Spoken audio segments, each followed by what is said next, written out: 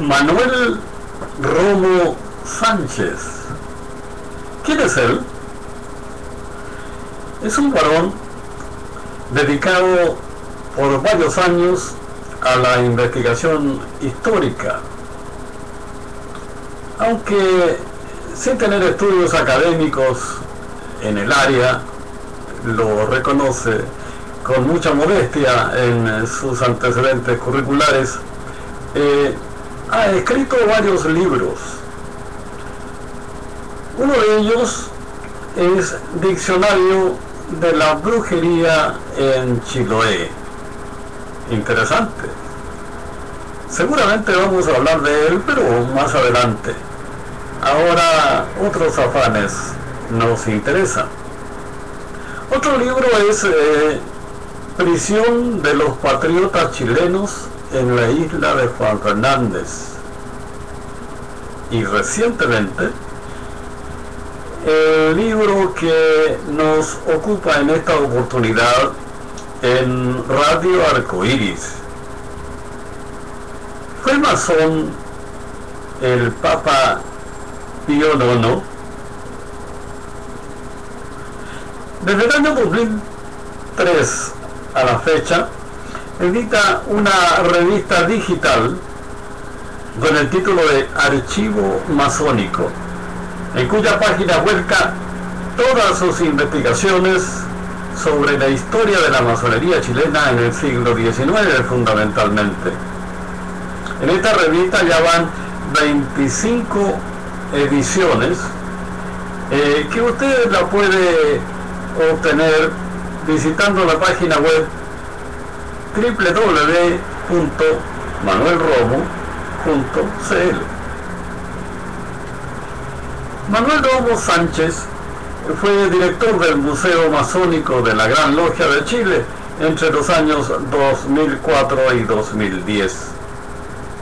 En la actualidad está trabajando en la edición número 26 de la publicación Archivo Masónico, y tiene en perspectiva editar un par de textos más en el presente año. Manuel Romo Sánchez, un hombre interesante al quien estamos presentando en este momento y que les dirá a ustedes sus afanes literarios y de investigación histórica. No sin antes tener presente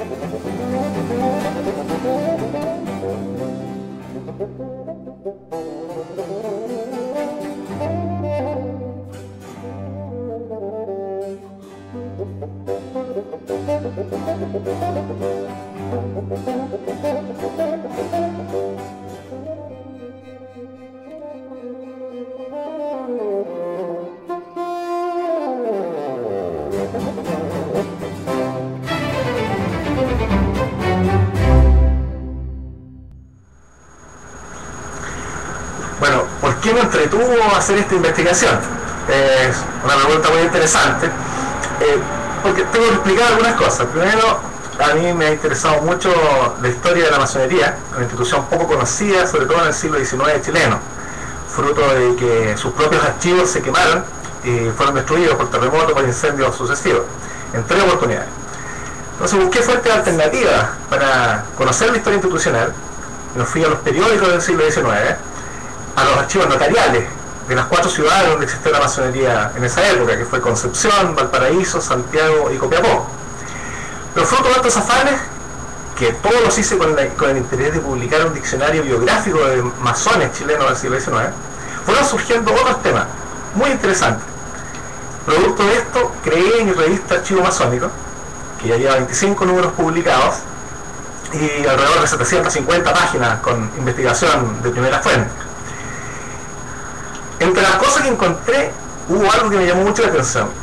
Una historia que surgió en 1865 relativo a que el Papa Pío IX había sido masón. Fue algo sorprendente porque el Papa Pío IX se caracterizó siempre por su persecución encarnizada en contra de los masones y de la masonería. Fue el Papa que más documentos elaboró y promulgó en contra de la institución y en contra de los masones. Entonces busqué qué otro dato podía ser interesante encontrar, quiénes habían sido los testigos de su supuesta pertenencia a la masonería, y el cúmulo de información que encontré fue tal que me motivó a hacer la publicación de este libro sobre el cual vamos a conversar más adelante.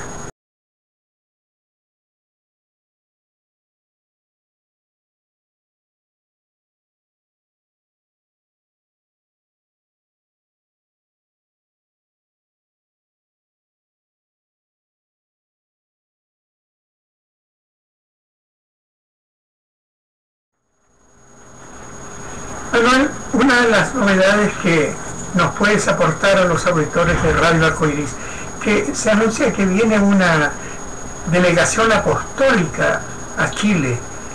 Hablando del tema de la masonería, ¿qué trascendencia, importancia y por qué se produce esto? Ya, la iniciativa la toma Bernardo Higgins en las postrimerías de su gobierno, fruto del delicado estado en que se encontraban las comunidades religiosas, fundamentalmente los conventos, donde había un muy gran relajamiento.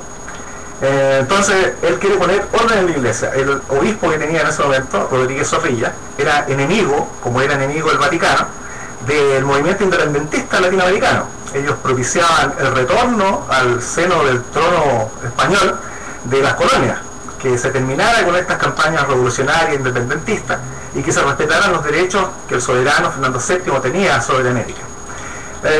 Bueno, fruto de estas querellas intestinas, había grandes problemas en el interior de la iglesia chilena y los demás países en Latinoamérica, y Bernardo Higgins decide poner orden. ¿Y cómo lo hace? Enviando a una delegación de chilenos al Vaticano para obtener que el Papa nombre un representante suyo que venga a poner orden en los conventos, a ver qué es lo que pasaba acá. Se nombra entonces a un arzobispo de apellido Musi, que viene con 2 sacerdotes más como sus ayudantes y con un caballero. Hacen el viaje en el año 1824, llegan a Chile en marzo de ese año y están acá hasta el mes de octubre del mismo año. Las relaciones fueron sumamente incómodas. En esa misma época, Camilo Enríquez, que era un fraile, como todos sabemos, sostenía a través de la prensa que era una mala idea traer un representante del Papa, porque iba a desarrollar mayores querellas que las que existían no solo en el interior de la iglesia chilena, sino que además en la ciudadanía. La ciudadanía, por el ilustrado, por llamarlo de alguna manera para distinguirlo, creía en que había que independizar el Estado de la iglesia, que había que generar grados de mayor tolerancia, de respeto a las diversas religiones, pues ya estaban llegando personas de otras creencias de carácter religioso y algunas que incluso no tenían creencias religiosas. Llega entonces Musi y hay una, ¿cómo se puede decir? La ciudadanía se rebeló frente a este delegado apostólico porque se dedicó solamente a hacer negocios. Ganaba mucho dinero, según la interpretación de Diego Barzarana, cuenta en su historia de Chile, y se desprestigiaron, al punto que el gobierno tomó medidas para ordenar la iglesia al margen de lo que el delegado apostólico pensaba, lo que provocó que este señor se ofendiera el gobierno le entregara sus credenciales para que se retirara y abandonara el país en el mes de octubre. ¿Había una situación contra la actitud independentista de Chile? Totalmente. En esa época estaba el Papa Pío VII y estuvo el Papa León XII, y tuvieron ambos una opinión contraria a estos movimientos de independencia y defendieron a todo dar los derechos de Fernando VII, el rey de España, sobre las colonias, que las colonias debían volver al seno del trono español. Al comienzo se hacía referencia, Manuel, de la variada cantidad de hechos curiosos y sorprendentes que encontró usted en la búsqueda de material para publicar ese libro que es el que motiva nuestra conversación de hoy. ¿Fue masón el Papa Pío IX? Bueno, los hechos que más sorprenden es descubrir que este Papa venía de una familia noble de Italia. Él había desarrollado en su juventud una profunda inclinación por la carrera de las armas. Había sido miembro de uno de los regimientos creados por Napoleón Bonaparte, por lo tanto podríamos llamarle, como se le llamó en España, los afrancesados, que tenían mucho interés en la cultura francesa y en esta idea revolucionaria. Posteriormente, cuando cae Napoleón Bonaparte, él decide seguir su carrera de las armas a través de la Guardia Noble, que era una especie de ejército que tenía el propio Papa, pero lamentablemente desarrolló una epilepsia que le provocaba ataques y que impidió que pudiera tener una vida normal. De hecho lo marginaron de las filas de la Guardia Noble. Él, sin embargo, hasta esa época, a los 24 años de edad, había llevado la vida que todo joven noble italiano llevaba, visitando salones, teniendo amores con mujeres de la nobleza, desperdiciando algo de la fortuna de la familia y pasándolo bien. Fruto de esta enfermedad y la frustración que le produce no poder seguir con la carrera de las armas, a los 24 años de edad decide hacerse clérigo, se hace sacerdote, ¿verdad? Y estudia durante 3 años hasta que recibe las órdenes sacerdotales.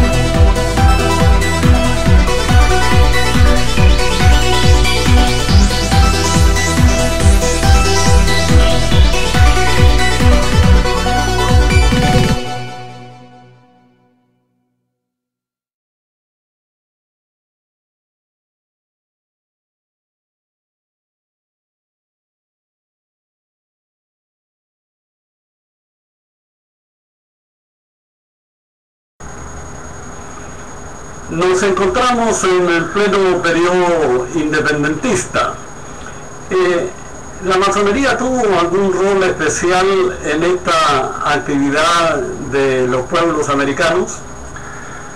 Sí, fue un aporte fundamental a estos afanes por independizarse del gobierno de España. Hagamos un poco de historia primero. La masonería, como nosotros la conocemos, desarrolla un hito más importante en 1717, cuando se crea en Inglaterra la Gran Logia de Londres. Sin embargo, había logias masónicas de esta naturaleza, de carácter filosófico, desde a lo menos 100 años antes, en Irlanda, en Escocia y en Inglaterra misma. Después de 1717, la idea de la masonería, esta idea de tener una institución donde se pudieran reunir hombres de espíritu libre, de las más diversas creencias religiosas, sintiéndose hermanos entre sí, pasa al continente europeo y proliferan por todos los países del continente la idea de esta idea de masonería. Fruto de esto surgen variantes, y hacia 1800 habían cientos de formas diferentes de masonería, una de las cuales es las logias formadas por americanos, por sudamericanos diríamos hoy día, que quieren crear una institución semejante, pero que los aglutine a ellos en su afán no solamente masónico, sino que también buscando la independencia de las diversas colonias de las cuales provenían. La delegación apostólica que se trajo a Chile estaba estimulada, o en el hecho estuvo ordenada por O'Higgins. Se dice que O'Higgins y Camilo Enríquez participaban en las llamadas logias lautarinas, que no necesariamente es masonería. La pregunta es, ¿hay en ese tiempo sacerdotes católicos en la masonería como se entiende en cuanto a organización? Sí, efectivamente, pero quisiera también aclarar una cosa. La logia lautarina, yo sostengo como una hipótesis, fueron logias masónicas. Lo que pasa es que tenían además un objetivo distinto al de la masonería común y corriente como la conocemos hoy día. Ellos buscaban la independencia del continente americano, pero tenían rituales, tenían un rito en particular. Ellos se reconocían como masones, igual como se reconocen los masones de todo el mundo. Por lo tanto, era una variante de la masonería. Y efectivamente había masones, uno de los cuales era Camilo Enríquez, por ejemplo, un hombre que fue muy criticado por esta misma delegación apostólica del arzobispo Musi, porque él defendía las ideas de los filósofos franceses y les llamaba apóstoles de la Ilustración, lo que significó mucha crítica. Hay testimonios que yo recojo en mi libro que mencionan a Camilo Enríquez como venerable maestro de una logia, que es la logia Aurora, que habría existido en 1824 según testimonio de sus contemporáneos.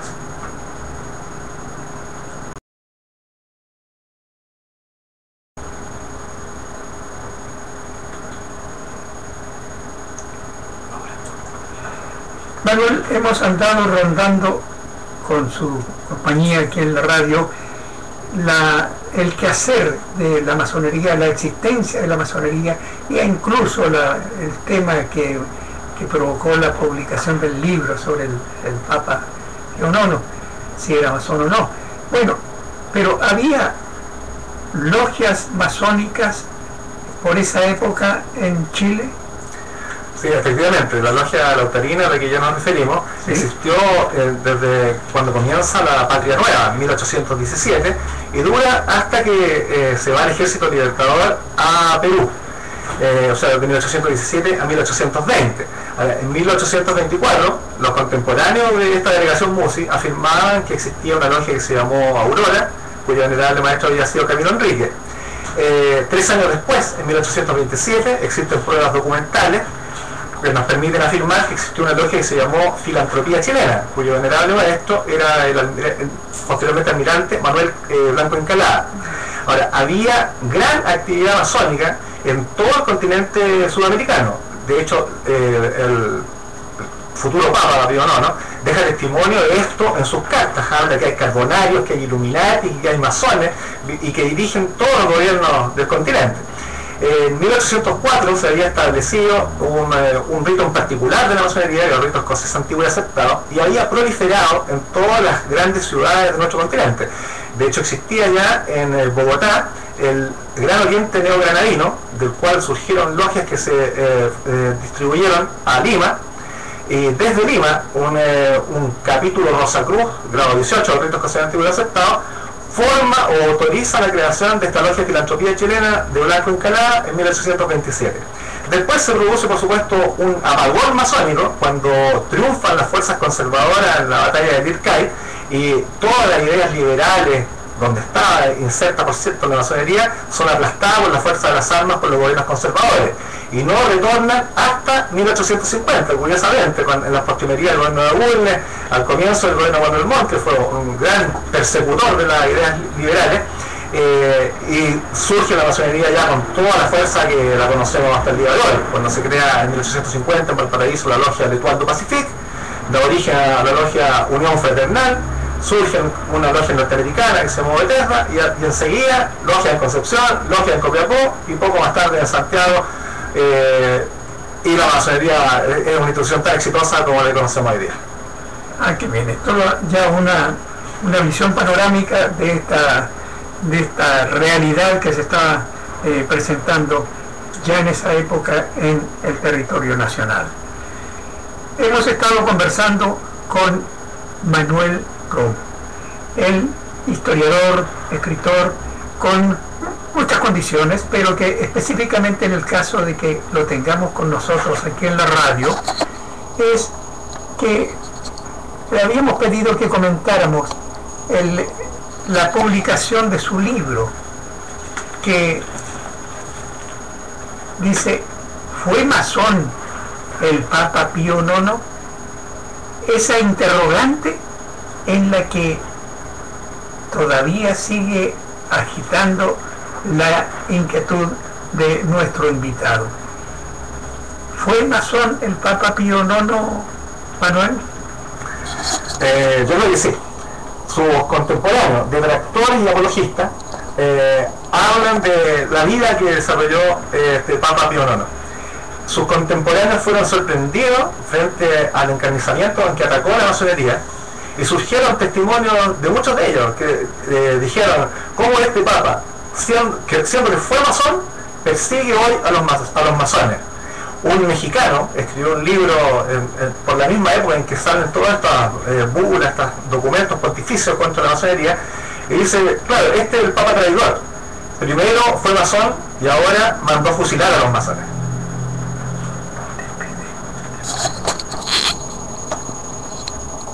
Bueno, ahí se define un poco más la situación de Pío IX.